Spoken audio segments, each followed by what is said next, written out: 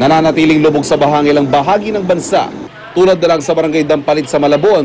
Sa Pampanga naman, malaking problema nakaambas sa pagkasira ng dike sa Candaba na animoy Waterworld na ngayon. Sa pagtaya ng NDRRMC, mahigit 150 milyong pisong halaga ng mga pananim at ari-arian na ang napinsala. Mahigit 1 milyong Pilipino direktang naapektuhan. Kaya naman para matulungan ang mga nasasalanta ng mga kalamidad tulad ng bagyo, gusto ni Senador Manny Villar na pag-usapan na ang Senate Bill 2443 na inihain niya Setyembre ng nakaraang taon. Sa ilalim ng panukala, ang sino mang mawawala ng ari-arian bunsod ng kalamidad, papayagang ibawas ang kabuang halaga ng napinsalang ari-arian sa kanilang babayarang buwisang hanggang 5 taon. Sakop ng panukala mga residential land at building, commercial at industrial building, pati mga lupaing agrikultural at mga napinsala nitong pananim, gayon din ang mga makinaryang ginagamit dito. Bagamat aminado si Villar na makaapekto ito sa koleksyon ng buwis ng gobyerno, magandang paraan naman daw ito para matulungan maitayo muli ng mga nasasalanta ang kanilang kabuhayan. Pero ngayon pa lang kinakitaan na ito ng mga butas ng BIR. Mas mainam daw kung bigyan na lang ng subsidy o loan package ang mga nasalanta. It will be subjected to a lot of abuses and loopholes. No? Those people who are not entitled to it will be the one who will be the one benefiting. For us, if you give the subsidy directly to the person in need, talagang yun lang ho nangangailangan, yun lang ho makaka-enjoy nung benefit na yon. Natalakay na sa first reading sa Senado ang panukala ni Villar at ngayon naka-refer sa Committee on Ways and Means. Para sa unang balita, Ivan Mayrina reporting.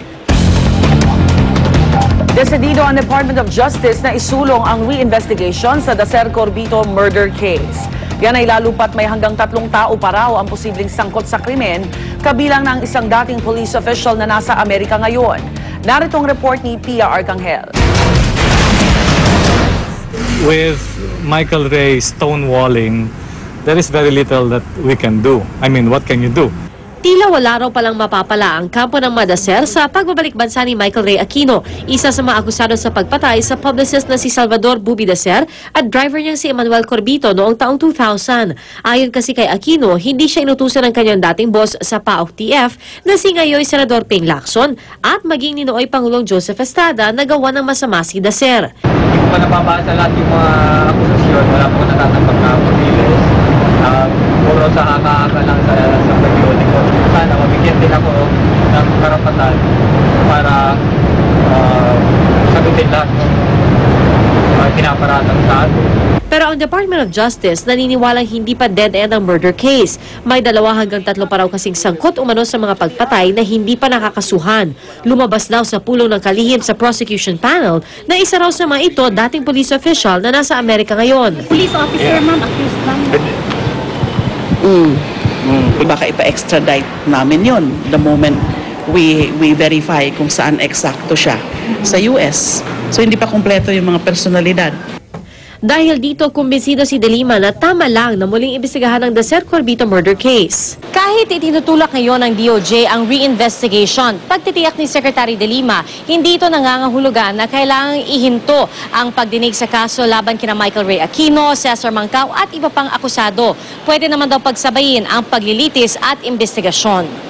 At kahit nauna nang ibinasura ng korte ang kaso laban kay Lacson kaugnay ng Dacer Corbito murder, kumbaga, we'll just accept them as they come kung ano ang result ng reinvestigation. But as far as we're concerned, Michael Ray Aquino is already an accused. Isinasangkot si Aquino sa kaso dahil batay sa 2009 affidavit ni dating Police Senior Superintendent Cesar Mancao II. Narinig daw niya ng utusan umano ni Lacson si Aquino na dispatchahin si Reynaldo Beroya na kilalang kaaway ni Lacson. Pero sagot daw ni Aquino, uunahin niya si Delta na kinaiinisan na raw ng isang bigote. Si Dacer daw ang tinutukoy na Delta habang si dating Pangulo Joseph Estrada si Bigote. Wala pang pahayag si Lacson sa pagbabalik ng dating niyang tauhan pero dati na niyang sinabing wala siyang kinalaman sa krimen. Ito rin na paulit-ulit na pahayag ng kampo ni dating Pangulong Estrada. Para sa unang balita, Pia Arcangel reporting. Kaugnay po ng balita yung mga kasab natin si Attorney Philip Quimpo, Senior State Prosecutor ng Department of Justice. Attorney Quimpo, good morning po. Good morning, Ethan. Opo, at bukod po doon sa dating police officer daw na nasa Amerika ngayon sinusubaybayan, may iba pa bang personalidad na tinitignan sangkot pa rin sa kasong ito na malaya? Yes, oo, parang dalawang civilian, no? May dalawang civilian pa. Opo. Oo.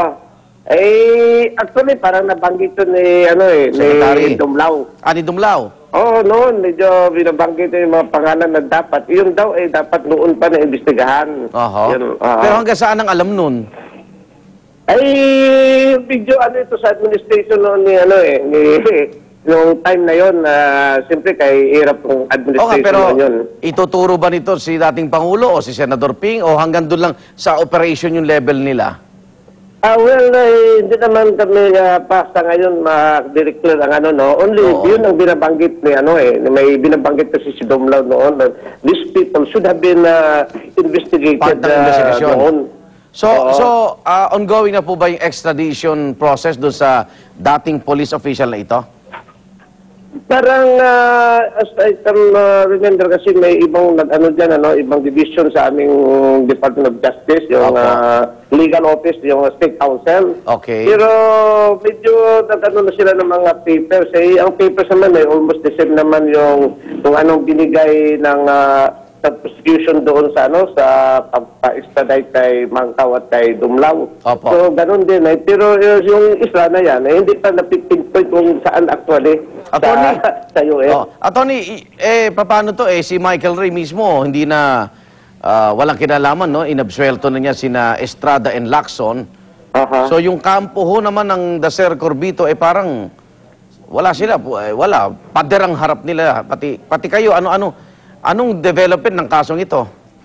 Yung amin lang naman basta trabaho lang sa amin, nandiyan na yung kaso na yon, i-continue lang namin yon. At saka anyway, si Michael Ray Aquino naman is number 1 in our list of accused. Okay. So pag hindi mag-continue yung trial. So kung wala siyang maituro, siya yung utak, ganun ba? Most probably, ganun ang hindi, siya ang pinakamataas na opisyal yun nga, parang gano'n. Si Mangkaw naman, state witness na namin yun, Opo. Si Dumlao ay gano'n din. Siyang lalabas na parang pinakamataas dito sa listahan namin ng mga akusado. Okay. Yung re-investigation, kailan po yan? Iyon naman ang explanation naman ni Secretary of Justice. Parang parallel fact-finding investigation lang naman yon. Okay. Parang hindi naman yung sa kaso na dahil siyempre pag kaso yun, we have to go to the court. So as for we'll have to file a motion for investigation. Kung meron na nga, yung balak naman ni Secretary, just to find out to the bottom of the, of the story, kumbaga, medyo i-exhaust lahat kung sino talaga ang mastermind. Okay. So, yun ang purpose niya na siya ng sort of fact-finding investigation. Parang parallel daw, sabi. Okay. Attorney, maraming salamat po. Good luck. Sige, thank you. Salamat po. Okay. Attorney Philip Quimpo po, Senior State Prosecutor ng Department of Justice. Lalaking sakay ng motorsiklo patay matapos araruin na isang truck sa Quezon City. Prince William at Catherine, Duchess of Cambridge, nanood ng Wimbledon tennis competition. Pagpahuli, tutok lang sa unang balita.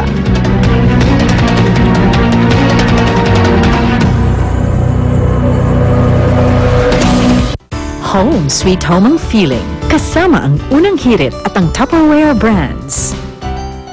Scrambled itlog, i-magic log. Ibudbod ang Maggi Magic Sarap, then beat the eggs.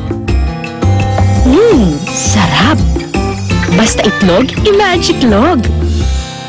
Mas masarap ang inyong gising kasama ang unang hirit at Maggi Magic Sabaw. Gorgeous, soft, silky hair. Each and every day for 1 full month. Possible. L'Oreal Paris Total Repair 518.